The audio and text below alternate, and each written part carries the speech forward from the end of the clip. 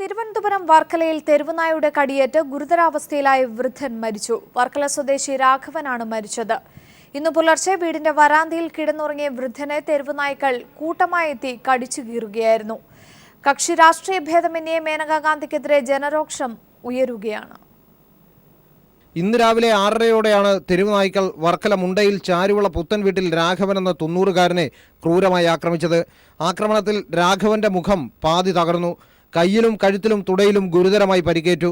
Medical college അത്യാഹിത വിഭാഗത്തിൽ പ്രവേശിപ്പിച്ച രാഘവൻ 2:50ഓടെ മരണപ്പെടുകയായിരുന്നു. മോർച്ചറിയിലേക്ക് മാറ്റിയ മൃതദേഹം ഇൻക്വസ്റ്റിന് ശേഷം പോസ്റ്റ്മോർട്ടം നടത്തും. മോർച്ചറിയിലെത്തി ജനപ്രതിനിധികളും രാഷ്ട്രീയ നേതാക്കളും രാഘവന്റെ മൃതശരീരത്തിൽ അന്തിമോപചാരം അർപ്പിച്ചു. മേനകാ ഗാന്ധി ഇനിയെങ്കിലും നിലപാട് തിരുത്തണമെന്ന് KPCC അധ്യക്ഷൻ VM സുധീരൻ ആവശ്യപ്പെട്ടു. യാഥാർത്ഥ്യബോധത്തോടുകൂടി ഈ പ്രശ്നത്തെ അഭിമുഖീകരിക്കാൻ കേന്ദ്ര ഗവൺമെൻറ് തയ്യാറാകുന്നില്ല എന്നുള്ളത്, പ്രത്യേകിച്ചും മേനകാ ഗാന്ധിയെ പോലുള്ളവർ തയ്യാറാകുന്നില്ല എന്നുള്ളത് വളരെ ദുഃഖകരമാണ്. വർക്കലയിലെ തെരുവുനായ്ക്കളെ സമീപ ദിവസങ്ങളിൽ തന്നെ കൊന്നൊടുക്കുമെന്ന് വർക്കല MLA V ജോയി പറഞ്ഞു. പൂർണ്ണമായി വർക്കലയിൽ ആക്രമണകാരികളായിട്ടുള്ള പട്ടികളെ നശിപ്പിക്കുന്നതിന് വേണ്ട നടപടി തന്നെ സ്വീകരിക്കാൻ വേണ്ടി പോവുകയാണ്. മേനകാ ഗാന്ധിയുടെ നിലപാടല്ല തെരുവുനായ വിഷയത്തിൽ BJP സംസ്ഥാന നേതൃത്വത്തിലുള്ളതെന്ന് സംസ്ഥാന സെക്രട്ടറി VV രാജേഷ് പറഞ്ഞു. സംസ്ഥാന BJP ഘടകത്തിന്റെ നിലപാട് അക്രമകാരികളായ നായ്ക്കളെ അവയെ കൊന്നൊടുക്കണം എന്നുള്ളത് തന്നെയാണ് ഞങ്ങളുടെ നിലപാട്. ഒരു മാസത്തിനു മുമ്പ് വിഴിഞ്ഞത്ത് ശിലുവമ്മ എന്ന വൃദ്ധയ്ക്ക് നേരെ ഉണ്ടായ കൊലപാതകത്തിനു ശേഷം തെരുവുനായ്ക്കളുടെ കടിയേറ്റ് അടുത്തിടെ തിരുവനന്തപുരത്ത് കൊല്ലപ്പെടുന്ന 2ാമത്തെ വ്യക്തിയാണ് രാഘവൻ. News bureau, Thiruvananthapuram. കോഴിക്കോട് 2.5 വയസ്സുകാരിക്ക് നേരെ തെരുവുനായയുടെ ആക്രമണം. വീട്ടുമുറ്റത്ത് കളിച്ചുകൊണ്ടിരിക്കെയാണ് ആക്രമണമുണ്ടായത്. നായയുടെ ആക്രമണത്തിൽ കുട്ടിയുടെ മുഖത്തും നെഞ്ചിലും പരിക്കേറ്റു. പറമ്പിൽ ബസാർ കിഴക്കേ പറമ്പത്ത് റംഷീദിന്റെ മകൾ 2.5 വയസ്സായ ഫാത്തിമ നസ്രിനാണ് തെരുവുനായയുടെ ആക്രമണമുണ്ടായത്. വീട്ടുമുറ്റത്ത് കളിച്ചുകൊണ്ടിരിക്കുകയായിരുന്നു ആക്രമണത്തിൽ കുട്ടിയുടെ നെഞ്ചത്തും മുഖത്തും പരിക്കുകളേറ്റിട്ടുണ്ട്. കളിച്ചുകൊണ്ട് നിൽക്കുകയായിരുന്നു. നായ കൂട്ടായിട്ട് വരുത്തുണ്ട്. ഇന്നൊരു നായ ഉണ്ടായിട്ടുള്ളൂ. കുട്ടീനെ കടിച്ച് ഉമ്മ അടുത്തുണ്ടേനും അതിനോട് രക്ഷപ്പെട്ട.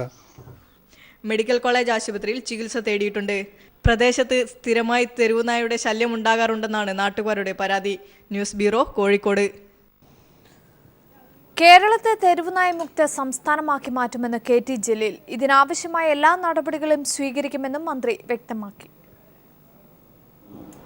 തെരുവുനായ മുക്ത സംസ്ഥാനമാക്കി, സ്ട്രേ ഡോഗ്സ് മുക്ത സംസ്ഥാനമാക്കി കേരളത്തെ മാറ്റുക എന്നുള്ളതാണ് വരുന്ന 5 വർഷം കൊണ്ട് ഗവൺമെൻറ് ലക്ഷ്യമിടുന്നത്.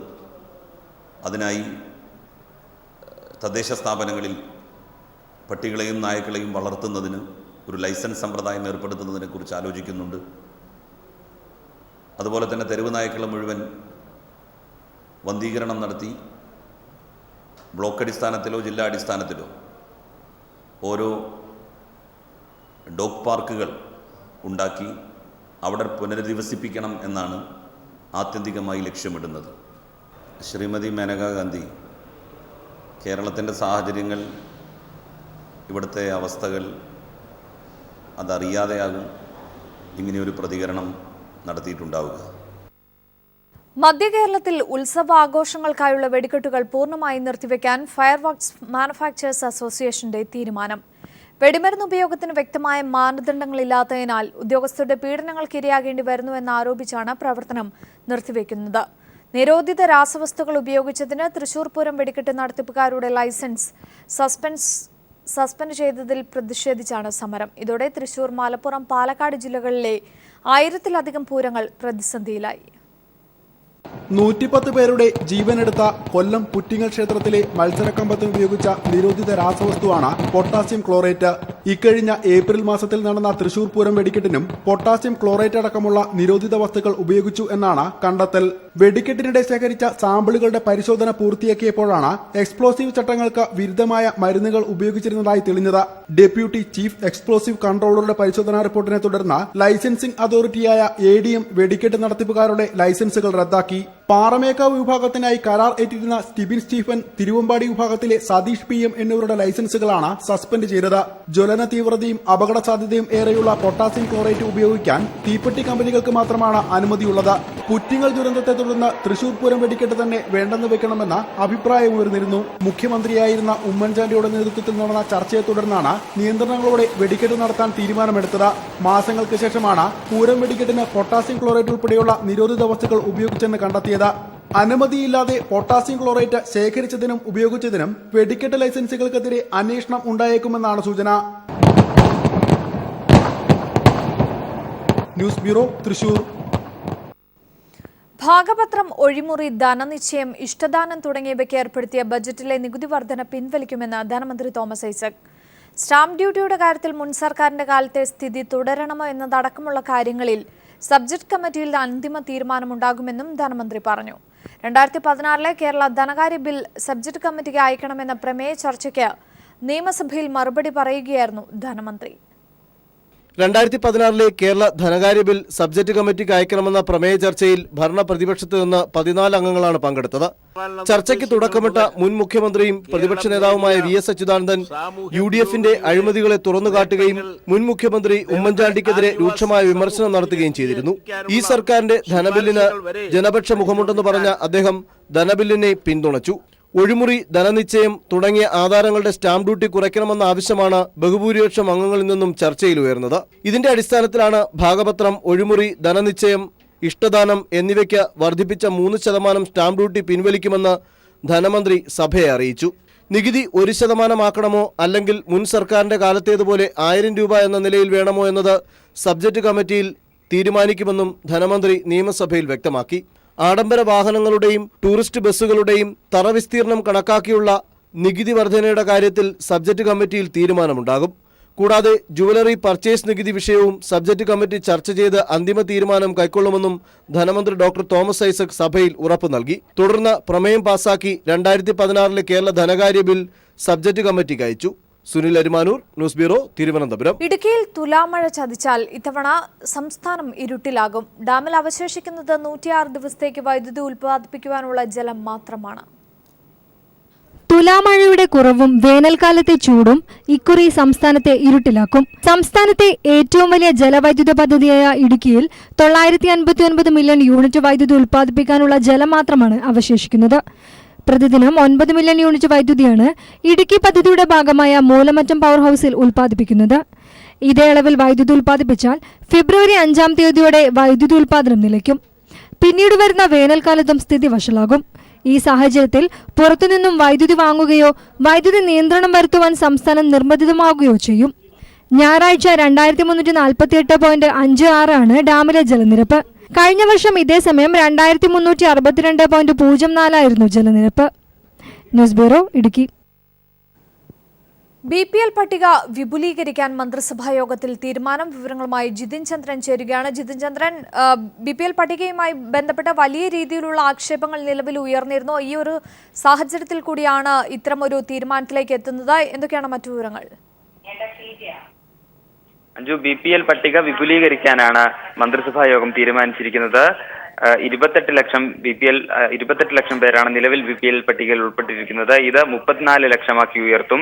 ഒപ്പം തന്നെ അന്ത്യോദയ അന്നയോജന പദ്ധതിയിൽ ഉൾപ്പെട്ട എല്ലാവരെയും BPL ലിസ്റ്റിൽ ഉൾപ്പെടുത്താനും മന്ത്രിസഭാ യോഗം തീരുമാനിച്ചിട്ടുണ്ട്. ഇതിലൂടെ റേഷൻ വിഹിതം എല്ലാവർക്കും സൗജന്യമായി BPL പട്ടികയിലുള്ള എല്ലാവർക്കും ലഭിക്കുന്നതിനുള്ള നടപടികളാണ് മന്ത്രിസഭാ യോഗം ഇപ്പോൾ കൈക്കൊണ്ടിരിക്കുന്നത്. ഒപ്പം തന്നെ മറ്റൊരു സുപ്രധാന തീരുമാനം, തെരുവു നായ്ക്കളുടെ ആക്രമണത്തിന് ഇരയായവർക്കെല്ലാം തന്നെ മതിയായ നഷ്ടപരിഹാരം നൽകാനും മന്ത്രിസഭാ യോഗം തീരുമാനിച്ചിട്ടുണ്ട്. അതുപോലെ നായ്ക്കളുടെ വന്ധ്യംകരണ പദ്ധതി നടപ്പാക്കാത്ത പഞ്ചായത്തുകളുടെ മറ്റ് പദ്ധതികൾ അംഗീകരിക്കേണ്ടതില്ല എന്നും മന്ത്രിസഭാ യോഗം തീരുമാനിച്ചിട്ടുണ്ട്. ഒപ്പം എടുത്ത മറ്റൊരു തീരുമാനം, വനം വകുപ്പ് മേധാവിയായ BS ഗോറിയെ മാറ്റാനും മന്ത്രിസഭ തീരുമാനിച്ചിരിക്കുന്നു. അഞ്ജു. ജിതിൻ, എന്തായാലും തെരുവുനായ ആക്രമണത്തിൽ മരണമടഞ്ഞവർക്ക് വേണ്ട സഹായം അത് ഏത് രീതിയിലാണ് എന്ന് വ്യക്തമാക്കിയിട്ടുണ്ടോ? അഞ്ജു, തെരുവു നായ്ക്കളുടെ ആക്രമണത്തിനിരയായ എല്ലാവർക്കും മതിയായ നഷ്ടപരിഹാരം നൽകാനാണ് മന്ത്രിസഭാ യോഗം തീരുമാനിച്ചിരിക്കുന്നത്. തീർച്ചയായും ആക്രമണത്തിൽ മരണപ്പെട്ടവർക്കും ഒപ്പം പരിക്കുകൾ പറ്റിയവർക്കും എല്ലാവർക്കും തന്നെ മതിയായ നഷ്ടപരിഹാരം നൽകും എന്ന് തന്നെയാണ് മന്ത്രിസഭായോഗം ഇതുമായി ബന്ധപ്പെട്ട് തീരുമാനമെടുത്തിരിക്കുന്നത്. ഒപ്പം നായ്ക്കളെ വന്ധ്യംകരിക്കാനുള്ള നടപടികൾ എടുക്കണമെന്ന് എല്ലാ തദ്ദേശ സ്വയംഭരണ സ്ഥാപനങ്ങൾക്കും നേരത്തെ സർക്കാർ നിർദ്ദേശം നൽകിയിരുന്നു. ഇത് നടപ്പാക്കാത്ത പഞ്ചായത്തിന്റെ മറ്റു പദ്ധതികൾ അംഗീകരിക്കേണ്ടതില്ല എന്നൊരു തീരുമാനം കൂടിയാണ് തെരുവുനായ്ക്കളുടെ ആക്രമണ വിഷയത്തിൽ മന്ത്രിസഭായോഗം കൈക്കൊണ്ടിരിക്കുന്നത്. ശരി, വ്യക്തമാണ്. ജിതിൻ ചന്ദ്രനാണ് വിവരങ്ങൾ നൽകിയത്. റേഷൻ കാർഡുകൾ പുതുക്കി നൽകുന്നതിൽ മുൻ സർക്കാർ വേണ്ടത്ര ജാഗ്രത കാണിച്ചില്ലെന്ന് ഭക്ഷ്യ സിവിൽ സപ്ലൈസ് മന്ത്രി പി തിലോത്തമൻ. റേഷൻ കാർഡ് വിതരണത്തിൽ മുൻഗണനാ കരട് പട്ടികയിലെ അപാകതകൾ പൂർണ്ണമായി പരിഹരിക്കുമെന്നും മന്ത്രി നിയമസഭയിൽ വ്യക്തമാക്കി. എന്നാൽ വിഷയം ചർച്ച ചെയ്യണമെന്നാവശ്യപ്പെട്ട് സമർപ്പിച്ച അടിയന്തര പ്രമേയത്തിന് അനുമതി നിഷേധിച്ചതിൽ പ്രതിഷേധിച്ച് പ്രതിപക്ഷം സഭയിൽ നിന്നും ഇറങ്ങിപ്പോയി. സംസ്ഥാനം അതിരൂക്ഷമായ വരൾച്ചയാണ് നേരിടാൻ പോകുന്നതെന്ന് ജലവിഭവ മന്ത്രി മാത്യു ടി തോമസ്. മഴ ചതിച്ചതിനെ തുടർന്ന് ഗുരുതരമായ ജല ദൗർലഭ്യമാണ് അനുഭവപ്പെടുന്നതെന്നും മന്ത്രി പറഞ്ഞു. സംസ്ഥാനത്ത് 1258.5 ദശലക്ഷം ലിറ്റർ കുടിവെള്ളം മീറ്റർ ചെയ്യപ്പെടുന്നില്ലെന്നും മന്ത്രി സഭയെ രേഖാമൂലം അറിയിച്ചു. ഇത്തവണ മഴയിലുണ്ടായ വലിയ കുറവ് പ്രതികൂലമായാണ് സംസ്ഥാനത്തെ ബാധിച്ചത്. ഈ സാഹചര്യത്തിൽ രൂക്ഷമായ വരൾച്ചയെയാണ് കേരളം നേരിടാൻ പോകുന്നതെന്ന് ജലവിഭവ വകുപ്പ് മന്ത്രി മാത്യു ടി തോമസ് പറഞ്ഞു. മഴ ചതിച്ചതിനെ തുടർന്ന് ഗുരുതരമായ ജല ദൗർലഭ്യമാണ് അനുഭവപ്പെടുന്നതെന്നും മന്ത്രി നിയമസഭയിൽ മറുപടി നൽകി. നിലവിലുള്ള ജലസ്രോതസ്സുകളിലെ കുടിവെള്ള ലഭ്യത ഉറപ്പാക്കുന്നതിനും ജലസംരക്ഷണത്തിനുമുള്ള നടപടികൾ സർക്കാർ സ്വീകരിച്ചു വരുന്നതായും മന്ത്രി വ്യക്തമാക്കി. നമ്മുടെ കയ്യിൽ ഇപ്പോൾ ജലത്തിന്റെ ലഭ്യതയും അതിന്റെ തോടുകളുടെയും ഒക്കെ പശ്ചാത്തലത്തിന്റെ വിവരങ്ങൾ ഇപ്പോൾ ഉണ്ട്. ഡേറ്റാ ബാങ്ക് രൂപപ്പെടുത്തിയിട്ടില്ലെന്നേ ഉള്ളൂ. തോടുകൾ നശിച്ചുകൊണ്ടിരിക്കുന്നു യാഥാർത്ഥ്യമാണ് സാർ. അതുകൊണ്ട് തോടുകളിലെ, നദികളിലെയും പുഴകളിലെയും എല്ലാം ജലസാന്നിധ്യം ഉറപ്പാക്കാൻ തക്കവണ്ണമുള്ള ജനകീയ പങ്കാളിത്തമുള്ള പദ്ധതികൾ ഹരിത കേരളം മിഷന് ഉന്നം വയ്ക്കുന്നുണ്ട്. അത് നമ്മുടെ ഒരു ആവശ്യമായി, നാടിൻ്റെ ഒരു ആവശ്യമായി തന്നെ നാം കരുതി കൂട്ടായ പ്രവർത്തനങ്ങൾ, യോജിച്ചുള്ള പ്രവർത്തനങ്ങൾ കാഴ്ചവെക്കാൻ കഴിയേണ്ടതാണ് എന്നാണ് എൻ്റെ അഭിപ്രായം. സംസ്ഥാനത്ത് പമ്പ് ചെയ്യപ്പെടുന്ന കുടിവെള്ളത്തിൽ 50% മാത്രമാണ് മീറ്റർ ചെയ്യപ്പെടുന്നത്. പ്രതിദിനം 1258.5 ദശലക്ഷം ലിറ്റർ കുടിവെള്ളമാണ് മീറ്റർ ചെയ്യപ്പെടാതെ പോകുന്നതെന്ന് മന്ത്രി മാത്യു ടി തോമസ് റോഷി അഗസ്റ്റിന് മറുപടിയായി സഭയെ രേഖാമൂലം അറിയിച്ചു.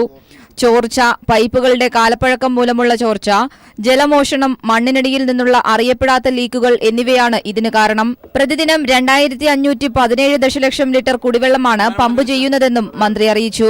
നദീജല കരാറുകൾ പരിഷ്കരിക്കുന്നതിനുള്ള നടപടികൾ പുരോഗമിച്ചു വരുന്നതായും ജലനയം സർക്കാർ പുതുക്കുമെന്നും മന്ത്രി സഭയിൽ വ്യക്തമാക്കി. News bureau, Thiruvananthapuram. തിരികെ വാർത്തകളിലേക്ക്. ചന്ദ്രബോസ് വധക്കേസ് പ്രതി നിസാമിന്റെ ഫോൺ വിളിയിൽ ജയിലിൽ സുരക്ഷാ പാളിച്ച ഉണ്ടായിട്ടില്ലെന്ന് മുഖ്യമന്ത്രി പിണറായി വിജയൻ. ജയിലിനകത്തല്ല, ബംഗളൂരു യാത്രക്കിടയിലാണ് നിസാം ഫോൺ ഉപയോഗിച്ചതെന്നും മുഖ്യമന്ത്രി നിയമസഭയിൽ പറഞ്ഞു. നിസാമിന് സർക്കാർ വഴിവിട്ട സഹായങ്ങൾ നൽകില്ലെന്നും അദ്ദേഹം വ്യക്തമാക്കി. കൊച്ചി മെട്രോയുടെ ആദ്യഘട്ടം 2017 ഏപ്രിലിൽ പൂർത്തിയാകുമെന്ന് മുഖ്യമന്ത്രി അറിയിച്ചു. ചന്ദ്രബോസ് വധക്കേസ് പ്രതി നിസാം ജയിലിൽ ഫോൺ വിളിച്ചതുമായി ബന്ധപ്പെട്ട് വിഷയം ശ്രദ്ധയിൽപ്പെട്ടപ്പോൾ തന്നെ സർക്കാർ ഇടപെട്ടു. ജയിലിൽ ഫോൺ വിളിയുമായി ബന്ധപ്പെട്ട് സുരക്ഷാ പാളിച്ച ഉണ്ടായിട്ടില്ലെന്ന് മുഖ്യമന്ത്രി പിണറായി വിജയൻ നിയമസഭയിൽ പറഞ്ഞു. ബംഗളൂരു യാത്രക്കിടെയാണ് നിസാം ഫോൺ ഉപയോഗിച്ചതെന്നും മുഖ്യമന്ത്രി വ്യക്തമാക്കി. ജയിലിന് പുറത്തുവെച്ച് നടന്ന സംഭവമായതിനാൽ ഇക്കാര്യത്തിൽ ജയിൽ സുരക്ഷാ പാളിച്ച ഉണ്ടായിട്ടില്ല എന്നും ജയിൽ ഉദ്യോഗസ്ഥർക്ക് വീഴ്ചയുണ്ടായിട്ടില്ല എന്നും അന്വേഷണത്തിൽ വ്യക്തമായിട്ടുണ്ട്. അനാവശ്യമായ സൗകര്യങ്ങൾ, ഏതെങ്കിലും തരത്തിൽ വഴിവിട്ട സൗകര്യം ഈ നിഷാമിന് നൽകുന്നതിനോട് സർക്കാരിന് യാതൊരു യോജിപ്പുമില്ല. അങ്ങനെ ഒരു കാര്യം സംഭവിക്കില്ല. യാത്രക്കിടെ മൊബൈലിൽ സംസാരിക്കാൻ അവസരം നൽകിയതിന് അന്വേഷണത്തിന്റെ അടിസ്ഥാനത്തിൽ 3 പോലീസുകാരെ സസ്പെൻഡ് ചെയ്തു. അതേസമയം മാധ്യമപ്രവർത്തകനുമായി നിസാം ഫോണിൽ സംസാരിച്ചുവെന്ന പരാതി ഗൗരവതരമാണെന്നും ഇതിൽ അടിയന്തരമായി പരിശോധിച്ച് നടപടിയെടുക്കുമെന്നും മുഖ്യമന്ത്രി സഭയിൽ തിരുവഞ്ചൂർ രാധാകൃഷ്ണന്റെ ഉപക്ഷേപത്തിന് മറുപടിയായി പറഞ്ഞു. കൊച്ചി മെട്രോയുടെ ആദ്യഘട്ടം 2017 ഏപ്രിലിൽ പൂർത്തിയാകുമെന്ന് മുഖ്യമന്ത്രി ഹൈബീഡന്റെ ശ്രദ്ധ ക്ഷണിക്കലിന് മറുപടിയായി വ്യക്തമാക്കി. കൊച്ചി മെട്രോയുടെ നിർമ്മാണ പ്രവൃത്തികൾ 2017 ഏപ്രിൽ മാസത്തിൽ ആദ്യ റീച്ച് പൂർത്തീകരിക്കുക എന്ന ലക്ഷ്യത്തോടെയാണ് പുരോഗമിക്കുന്നത്. എല്ലാ സിവിൽ നിർമ്മാണ പ്രവർത്തനങ്ങളും 2017 ജനുവരിയോടെ പൂർത്തീകരിക്കുന്നതിനായി നിർദ്ദേശങ്ങൾ നൽകിയിട്ടുണ്ട്. ആദായനികുതി ഇളവുകൾ സ്ഥലമുടമകൾക്ക് നൽകണം എന്നുള്ളതാണ് സർക്കാരിന്റെ നിലപാട്. മഹാരാജാസ് മുതൽ പേട്ട വരെയുള്ള 2ാം ഘട്ടത്തിന്റെ പണിയിൽ വീഴ്ച വരുത്തിയ 2 കരാറുകാരെ മാറ്റി നിർത്തിയതായും മുഖ്യമന്ത്രി സഭയിൽ വ്യക്തമാക്കി. നിയമസഭയിൽ നിന്നും എസ് ഷീജ.